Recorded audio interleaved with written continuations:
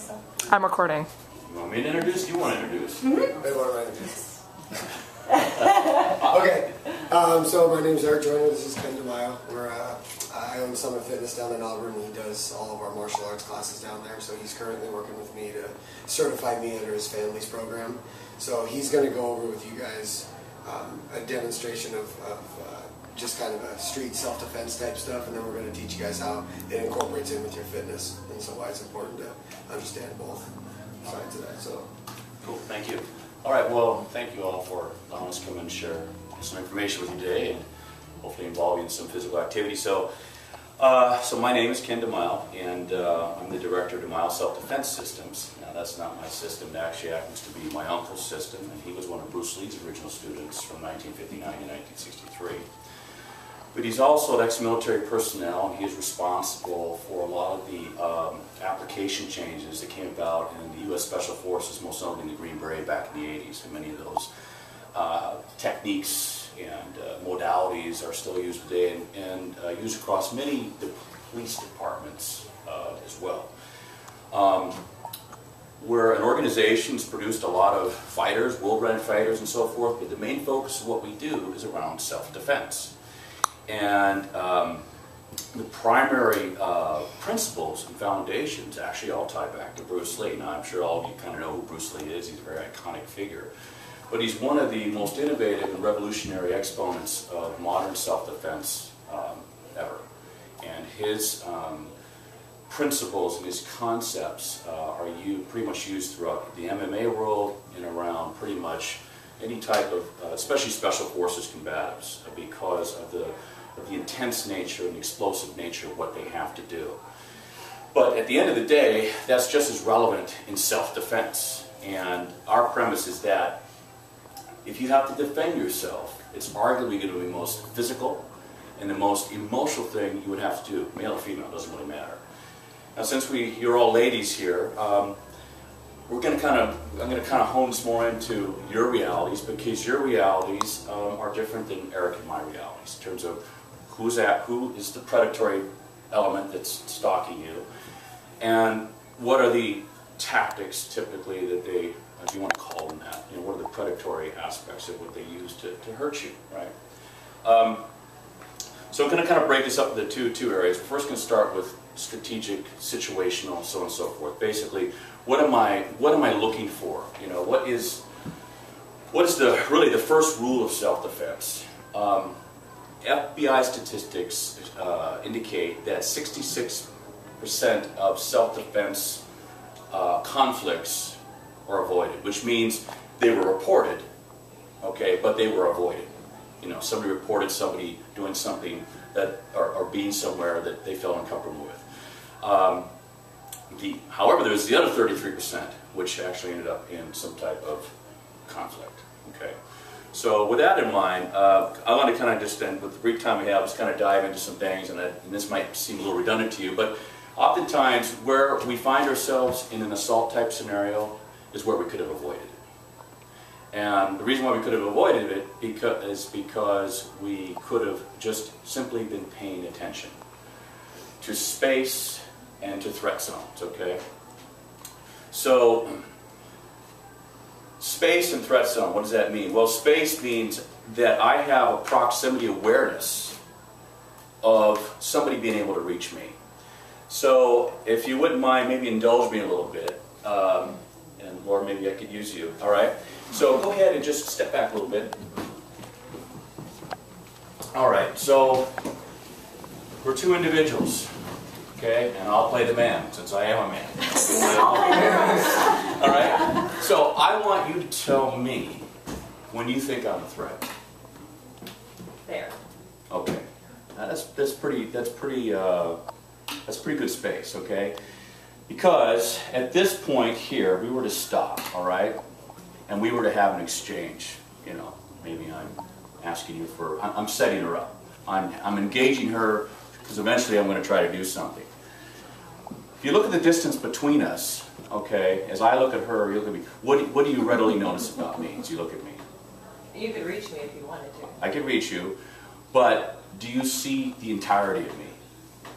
No, I don't see like from your knees to your feet. If I look at you, I see in my field of vision, just like right through your thighs. Okay, so I'm too close. Ah, okay. All right? Because once that person becomes close enough to where you cannot see their hands, because most notably the hands abuse attack, that person's too close. All right? And in some instances, their feet. So what you want to do is establish a distance. If somebody's been threatened, I'm not saying you're going to walk around and calibrate everybody's walking towards you, right? But if you're walking down the street late at night, you're by yourself, you want to be somewhat aware of your proximity to someone else. Okay, that's just common sense. All right, you're not going to walk around with your headphones on and on the phone like this. I would hope not. Okay. So this is a first point of strategy, right? What is my self-defense strategy? What is my self-defense toolbox? And that's kind of what our goal is today, is to leave you some tools, all right, that you can take with you. You want to establish what we call a threat zone. And a threat zone basically defines a distance whereby I can see the entirety of that person's body.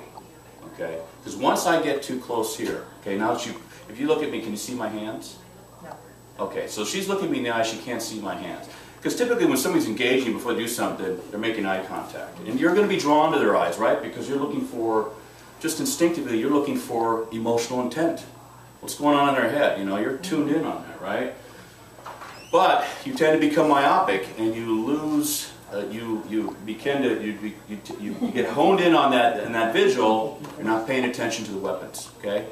So if she can't see my hands and I decide to reach out and grab her, the likelihood is I'll probably be able to do that. Why? Because you have what's called lag time to response, okay? Which means when I move, by the time she picks up that movement, I've already traveled halfway there. So pragmatically, I do not want to let somebody that close to where they can breach my defense to where by the time I react, they can already touch me, okay? So I want to establish what's called a threat zone, okay? First rule of thumb. Now I can give you some examples, this might sound parental, but if you're walking through a parking lot and you're by yourself late at night, do you have a plan when you do that? What's your modus operandi? Can anybody tell me what they would do if they're walking through a parking lot by themselves? How do they do that? Look around a lot. Look around a lot, okay? Not talk on your phone, not have your headphones on. I already Exactly. have the keys in my hand. Keys in your hand, okay. The other thing I carry mace too. that you want to consider, especially if you're a business person and you work in business attire, is if you're leaving your office, you always want to put on something where you can be mobile. Tennis shoes and sweats, okay? Change out of your, if you're wearing a skirt or your pantsuit or whatever, and you have heels on, you take those off and you put them in the bag. The other thing I would ask you to consider is taking your important valuables, like car keys, driver's license, credit cards, all those little, and putting them in a separate from your purse. Because what you don't want to have to do, and what will have to be caught up in, is, oh, he's going to get my purse. The heck with your purse. So what you want to have is your car keys and your vitals on your person. You jettison everything else. If you're in a shopping mall and you got, whatever bags with you, and you have your purse with you, you shred all that and you run, okay? So I know that sounds incredibly common sense, but you'd be amazed, and I've seen this in my own observing, people walking through a shopping mall, women particularly, and they're loaded up with bags and they're on a phone and they're just completely oblivious. And this is where these types of situations occur. Okay, so strategically, tactically, you want to make yourself ready to fight. Okay, you want to be lean, you want to be efficient. Okay, first rule of thumb. Okay, from a strategic standpoint. Going back again, avoidance. So the first rule of self-defense is avoidance. Okay, as I alluded to at the outset, 66% of reported assaults end up in diffused situations. We mean they were reported, but they were diffused. Why? Because somebody was aware. They knew what was going on. Okay. Now moving ahead a little bit, the other 33%. Okay, so you've established your threat zone, right? Now that person's decide they have bad intentions. They're going to reach that threat zone, okay? Well, then what? Then what do you do? Well, what you want to do is establish a framework that allows you to naturally defend yourself. And what I mean by that is self-defense in and of itself is a very emotional, very stressful thing. And we know through scientific studies based on forensic analysis of attack that people, when they are under duress, even if you're a highly skilled individual, your body tends to contract and you tend to withdraw. If you look at studies where people have been attacked or shot or in a car wreck, almost a lot of the trauma is here and in through here. Because we instinctively draw up and contract, almost into like a fetal position. Because we're looking to protect our vitals, and most notably our command center, our brain. Okay, that's the immediate action. So with that in mind, and knowing that regardless of how good you are, and I've been doing this 35 years, and I've been a world-ranked fighter, and I've been in, I hate to say it, I've been in some conflicts in my life. Oftentimes when you have to defend yourself, it's an involuntary act, right? You're not asking to defend yourself. Somebody's invaded your space, unasked, and you react. You know, they say the most important 2 seconds, or excuse me, the most important time in self-defense is the first 2 seconds. Can you endure the first 2 seconds? If you can do that, and with the proper training, then you can turn turn that situation around and establish what's called a point of dominance. All right? But when does that occur? Well, that occurs now. I've breached the threat zone. Now you need to establish a framework, okay? So what I'm going to have you all do is stand with your feet shoulder width apart, okay? Your hands at your side, okay? So here you are, you're walking down the street. Now in this manner, you know, your hands are kind of like at your side and you're just doing your thing. I invade your threat zone. What you're going to do is, it doesn't matter right or left foot, you're going to take your right or left foot, step back, and put your hands up like this. Okay? Alright? Just like that. Slip it back together again. Okay, now, let's take a second. As soon as I get past that line, I want you to bring your hands up and step back. Okay. Good? Okay, good. Alright, so here you have your frame, alright? At the same time, what this frame suggests is, hey, I'm on alert, and they know that you're going to fight back, okay? Because we know this, that 70%, if not more, especially with women, that comply or agree or go along with the attacker, don't come back. That's just a fact. Most, if you look at the mindset of who is looking to hurt you, you're dealing with a predatory, narcissistic, sociopath mindset. But the last thing they want to have happen is to get caught. Okay? So if they know they've run into somebody that's going to set a boundary, okay, so by doing this I set a boundary, and is going to engage them with all their being, they're less likely to want to waste time with you. Now they might try to attack you, but through the course of that attack, as you go through your different gyrations, they're going to desist mostly. Okay? Why? Because they don't want to get caught. So what do we do when they do attack? All right. So you've got your frame here, right? They breached that frame. Now I'll use Eric as my key for a second here. See? Okay. This is last time. So why is the frame important? Okay. Well, if Eric extends his arms out here, his arm out here, and he squares his shoulder here, okay? Now, go ahead and just drop this arm down to your side. Relax for a second. Bring your arm in, like here. Make a fist. Okay. Now try to push into me. Okay? He has can't resist because he has no leverage. But the further his elbow begins to now push into me. Okay? So once you get past a point, we call the 70-degree angle, now you have a very strong leverage point that is reinforced, what we call by the center line, all right? So when I establish that frame, I don't do this. Okay? Why? Because one hand is engaging, the other hand's back here doing nothing. I bring them up together. Okay? Now if you look at the structure of my body, what's happening here? I bring up, I extend my arms at a 70-degree angle, we call it the bridge or frame if you want to call it that. Alright? But notice it's in alignment with my hips and my body. Okay? So I've established what we call this natural energy line, right?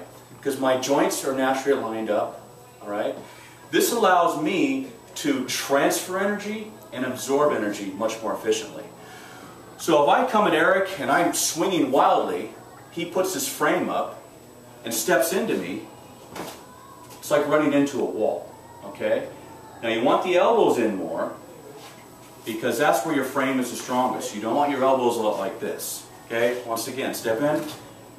And that jams me. So if I try to hit him or elbow him, he has his frame up to negate that. Moreover, it complements his natural reaction, which is this. Okay? I'm just adjusting it. But I'm already making that adjustment before the engagement begins. Okay? He's bringing some threats on and going, hey, stop. So my mind's engaged, my body's engaged. So now when he does go to hit me, I just step in. Now notice my fingers. They're splayed. They're pointing forward. Because we know that the more extended the hand, the more natural the energy flows forward. Okay? An example of that would be...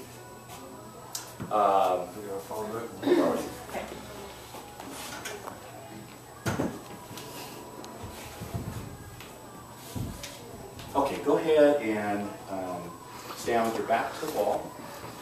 Okay, stand up against it. Now, what I want you to do is bring your right arm, are you right-handed? Mm-hmm. Right arm up in a 90-degree angle like this and make a fist. Okay?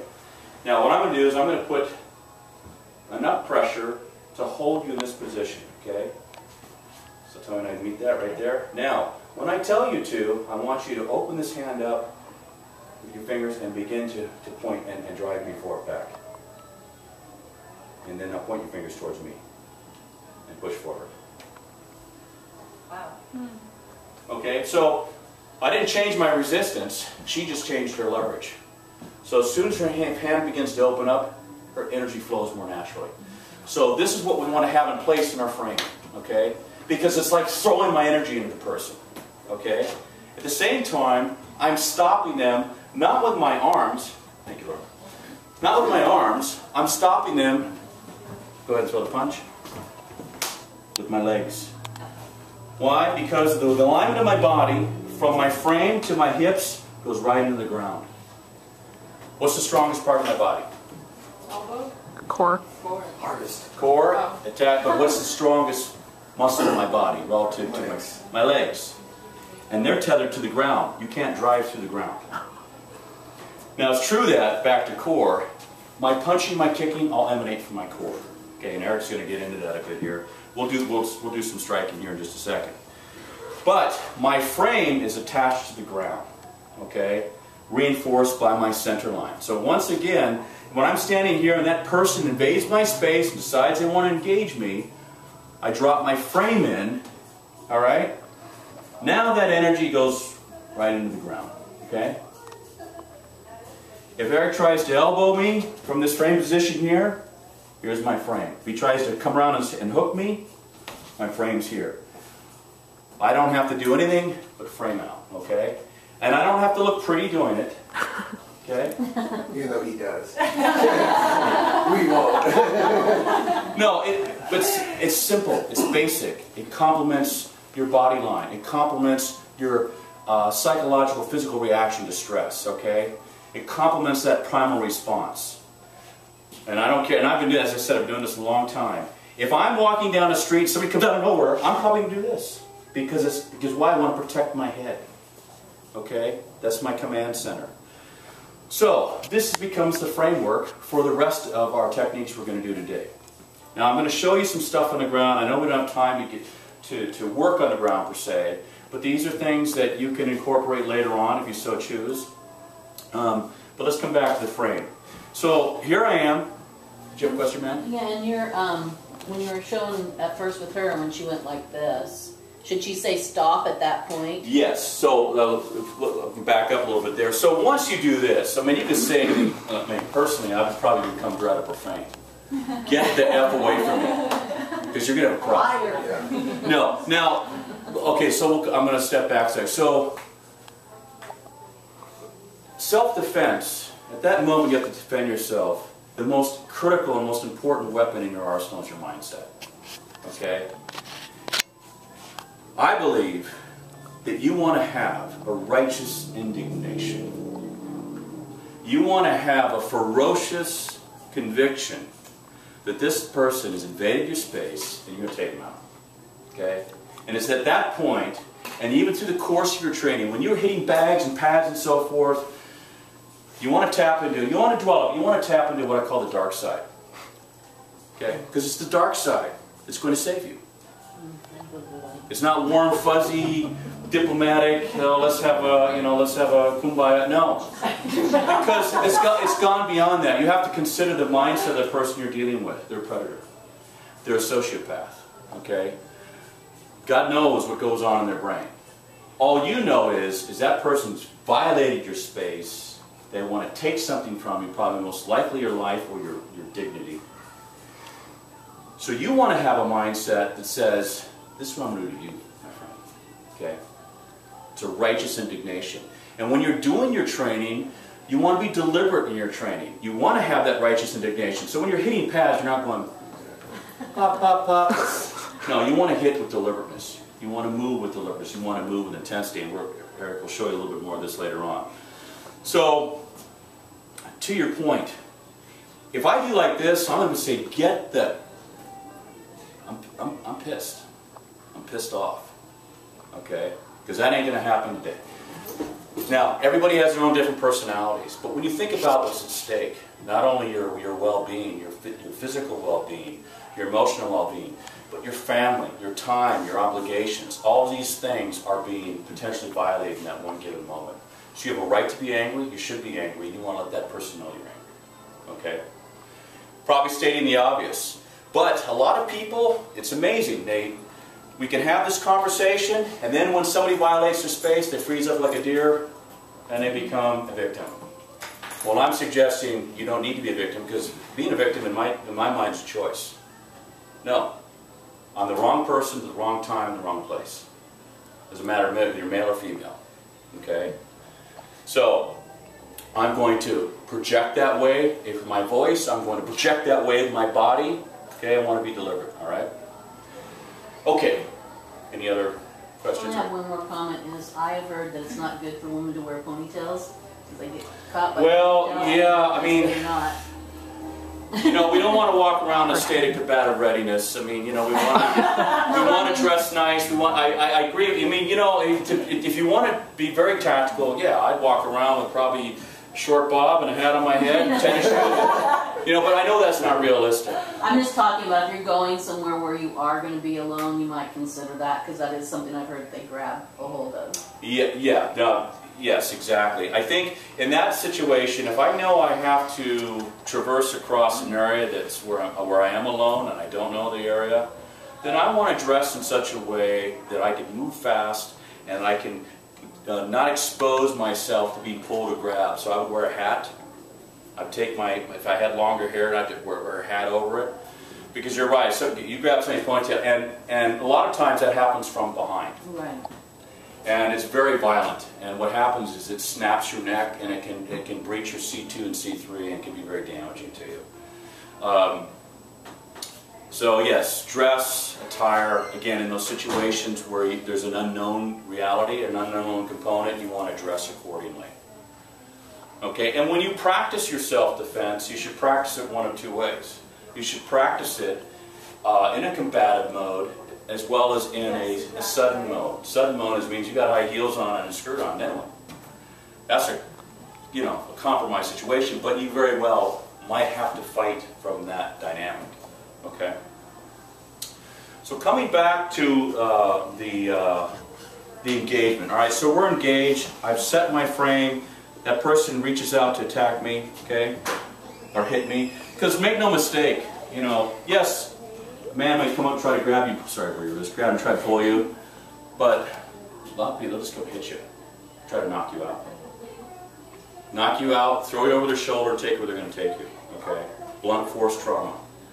So believe me, there's no chivalry here with a predator. It will try to hit you and block you. Okay. Unfortunately, it's all too common. So this is why this frame is so important. You want to be able to defend your perimeter. This is called the perimeter defense. All right. So when that person comes through and tries to hit me, I set my frame. Now, what can I do from here to make a difference? All right. Well, notice I'm inside his center line. He's outside mine.